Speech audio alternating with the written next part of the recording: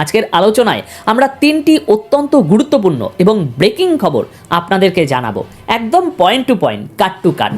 আজকের প্রথম খবর, ইরানের পার্লামেন্টে অনুষ্ঠিত সেই রহস্যময় ক্লোজ ডোর বা রুদ্ধদ্বার বৈঠক, যেখানে একই টেবিলে ফরেন মিনিস্ট্রি এবং মিলিটারি চিফ, এই দুই বিপরীত মেরু এক হয়েছে। তাহলে এই মিটিংয়ের ভেতরের খবর কি? দ্বিতীয় খবর, ইসরায়েলের অস্থিরতা। খবর আসছে ইসরায়েল নাকি ট্রাম্পের আসল পরিকল্পনা নিয়ে সম্পূর্ণ অন্ধকারে। কেন নেতানিয়াহু তড়িঘড়ি করে আমেরিকা ছুটছেন? আমেরিকা কি পিঠ দেখাচ্ছে তাদের সবচাইতে পুরনো বন্ধুকে? এবং তৃতীয়, যেটি সবচাইতে বিস্ফোরক, ইরানের নতুন ওয়ার্নিং। এতদিন ইরান বলেছে তারা আত্মরক্ষা করবে, কিন্তু এবার তারা বলছে হামলা হলে তারা অফেন্সিভ মোডে যাবে এবং রিজিয়ন থেকে আমেরিকার ঘাঁটিগুলো উপড়ে ফেলবে।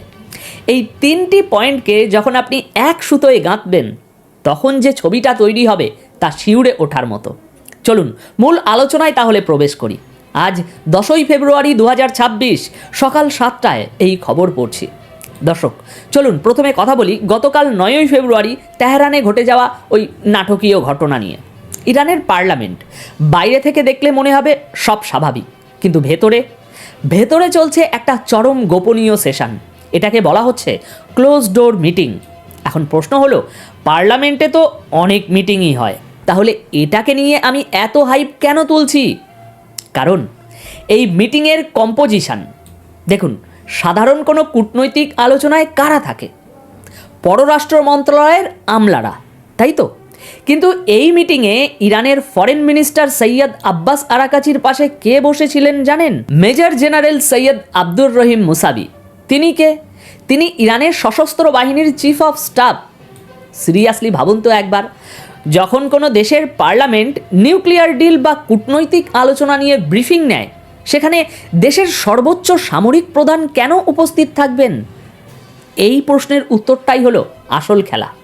এর মানে হলো ইরান আমেরিকার সাথে যে নেগোসিয়েশন বা দর কষাকষি করছে, সেটাকে তারা আর কেবল ডিপ্লোম্যাসি বা কূটনীতি হিসাবে দেখছে না, তারা এটাকে দেখছে ন্যাশনাল সিকিউরিটি বা জাতীয় নিরাপত্তার ইস্যু হিসাবে। সোজা কথায়, ইরান এক হাতে কলম ধরেছে ডিল সাইন করার জন্য, আর অন্য হাতে বন্দুকের ট্রিগারে আঙুল রেখে দিয়েছে। এই মিটিংয়ের খবর যাতে বাইরে না আসে, তার জন্য কড়া নির্দেশ ছিল। পার্লামেন্টের প্রিজাইডিং বোর্ডের মেম্বার আলী রেজা সালিমি মিটিং শেষ হওয়ার পর বাইরে এসে শুধু এতটুকুই বলেছেন, আমরা সেশনটি পাবলিক রাখিনি, যাতে আলোচনার প্রতিটি ডিটেল, প্রতিটি সম্ভাবনা মন খুলে আলোচনা করা যায়। দর্শক, এখানেই কিন্তু প্যাটার্ন ব্রেক হচ্ছে। ইরান কেন এত গোপনীয়তা বজায় রাখছে? কারণ ইরান এখন সব কিছুর জন্য প্রস্তুত হচ্ছে। দেখুন, জিওপলিটিক্সে একটা কথা আছে, if you want peace prepare for war. তুমি যদি শান্তি চাও তবে যুদ্ধের প্রস্তুতি নাও। ইরান ঠিক সেটাই করছে। ভেতরের খবর অনুযায়ী ইরান এখন ডুয়েল স্ট্র্যাটেজি নিয়ে এগোচ্ছে। এক, যদি ট্রাম্প প্রশাসন কোনো সম্মানজনক ডিলে রাজি হয়, যেখানে নিষেধাজ্ঞা উঠে যাবে, তবে ইরান রাজি। দুই, যদি আমেরিকা বা ইসরায়েল কোনো ফাঁদ পাতে অথবা হামলা চালায়, তবে ইরান পাল্টা আঘাতের ব্লুপ্রিন্টও রেডি রেখেছে। এই যে মিলিটারি এবং ডিপ্লোম্যাটিক ফ্রন্টকে এক ছাদের নিচেই নিয়ে আসা, এটা পশ্চিমাদের প্রতি একটা পরিষ্কার সিগন্যাল। ইরান বুঝিয়ে দিচ্ছে তাদের কূটনীতি দুর্বলতার লক্ষণ নয়। তাদের টেবিলে জেনারেল বসে আছেন মানেই হলো আলোচনার ব্যর্থতা, মানেই যুদ্ধের শুরু। দর্শক, আপনারা হয়তো ভাবছেন এ তো গেল মিটিংয়ের কথা, কিন্তু এর ফলে কি যুদ্ধ থামবে? দেখুন, ইরান কখনোই আগ বাড়িয়ে যুদ্ধ চায় না, এটা তাদের ইতিহাস। তারা ব্যবসায়ী জাতি, পারস্যের মানুষ, তারা বাজারের নিয়ম বোঝে। তারা জানে আমেরিকার সাথে ডিল করা মানে ওই শয়তানের সাথে নাচানাচি করা। কিন্তু সেই নাচে যদি নিজের পা বাঁচিয়ে রাখা যায় এবং পকেটে কিছু ডলার ঢোকানো যায়, মানে স্যাংশন বা নিষেধাজ্ঞা সরানো যায়, তবে মন্দ কি? কিন্তু সমস্যা হলো এই নাচটা ইসরায়েল একদম পছন্দ করছে না। আর এখান থেকেই আমাদের দ্বিতীয় পয়েন্ট শুরু। এবার আসুন দ্বিতীয় খবরে। ইসরায়েল মধ্যপ্রাচ্যের একমাত্র সুপার পাওয়ার বলে যারা নিজেদের দাবি করে, সেই ইসরায়েল এখন রাতে ঘুমাতে পারছে না। কেন জানেন? কারণ ইসরায়েলি মিডিয়া এবং তাদের পলিটিক্যাল অ্যানালিসিসটা চিৎকার করে করে বলছে, আমরা অন্ধকারে আছি। হ্যাঁ, আপনি ঠিকই শুনেছেন।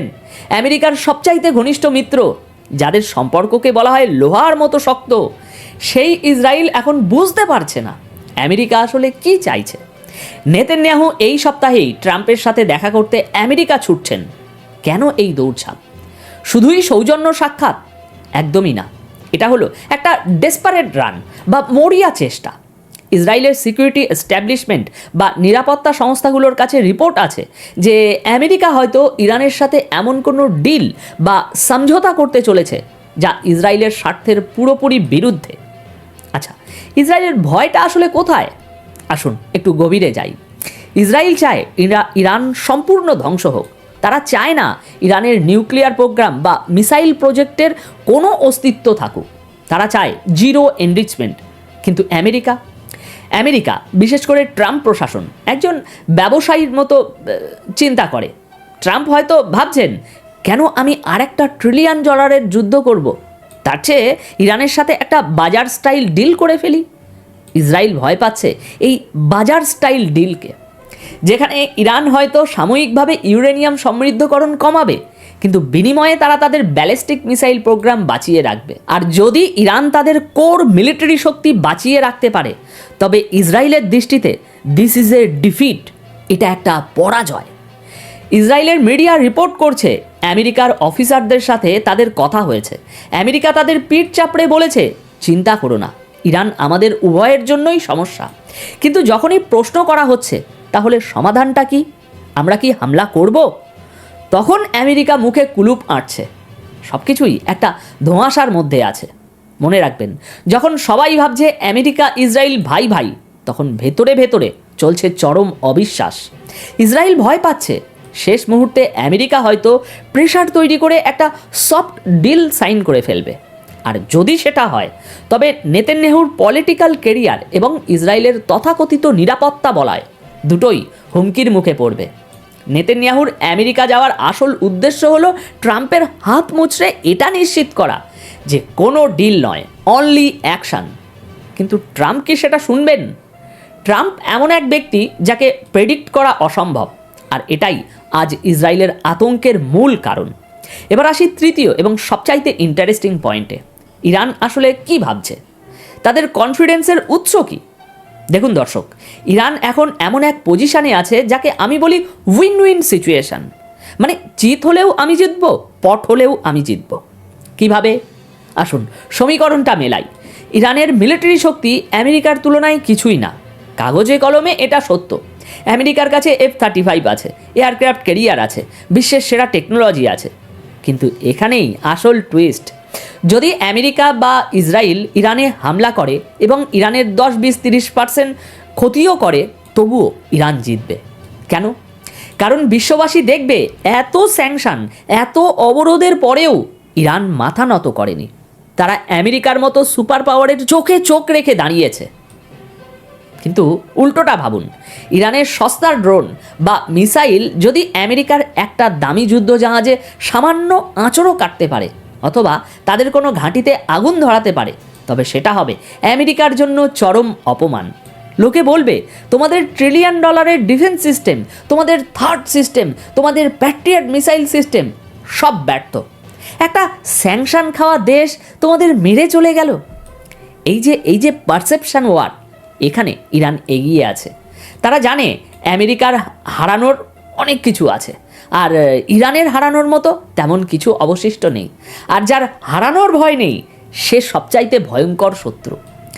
এবার শুনুন ইরানের হুমকিটা। ইরানের institute for research in fundamental সায়েন্সের প্রধান মোহাম্মদ জাভেদ লারিজানি, যিনি ইরানের পলিসি মেকিংয়ের অত্যন্ত প্রভাবশালী ব্যক্তি, তিনি আজ একটা বোমা ফাটিয়েছেন, মানে কথার বোমা।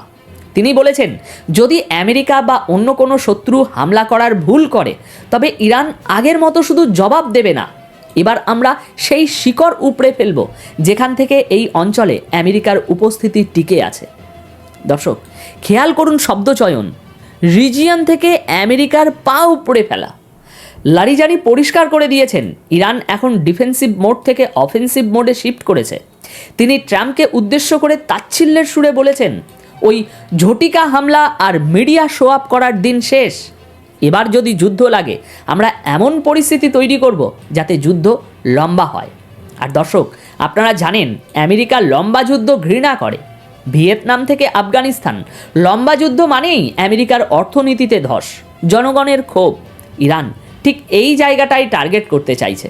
তারা যুদ্ধটাকে এমন এক পর্যায়ে নিয়ে যেতে চায় যেখানে আমেরিকার খরচ হবে আকাশ ছোঁয়া আর লাভ হবে শূন্য। লারিজানি আরও বলেছেন, তাদের টার্গেট কেবল ইসরায়েল নয়, পুরো মধ্যপ্রাচ্যে ছড়িয়ে থাকা আমেরিকার সব ইন্টারেস্ট, মানে সৌদি আরব, জর্ডান বা সাগরে ভাসমান মার্কিন জাহাজ, কেউই নিরাপদ নয়। ইরান জানে তারা ওই সামনাসামনি যুদ্ধে পারবে না, তাই তারা পুরো অঞ্চলটাকে একটা রিং অফ ফায়ারে পরিণত করার হুমকি দিচ্ছে।